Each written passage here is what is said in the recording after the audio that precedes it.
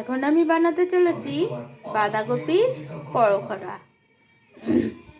বাঁধাকপি ভেতরের কচিগুলো হালকা ভাপিয়ে নিয়েছি, আর এখানে মটর ডাল আর মুসুরির ডাল আমি বেটে নিয়েছি, আর গুঁড়ো মশলা নিয়েছি হলুদ, জিরে গুঁড়ো আর লঙ্কার গুঁড়ো আর কালো জিরে গোটা আর স্বাদ মতো নুন। এবার আমি সব কটা উপকরণ আর ধনেপাতা দেব। সব কটা উপকরণ আমি ভালো করে মেখে নেব। সব উপকরণগুলো মাখা হয়ে গেছে। এবার আমি এখানে তেলও গরম হয়ে গেছে। এবার আমি আস্তে আস্তে পকোড়াগুলো ছাড়ব।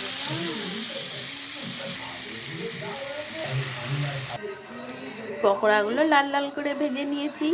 এই পকোড়াগুলো পুরো নিরামিষ। তোমাদের এই পকোড়া একদিন করে দেখো। তোমাদের এই সহজ পদ্ধতি যদি ভালো লাগে তাহলে আমাকে লাইক কমেন্ট শেয়ার করো, আর কমেন্ট করে জানিও তোমরা কীরকম খেয়েছো, আর সাবস্ক্রাইব করে আমার পাশে থেকো। Thank you.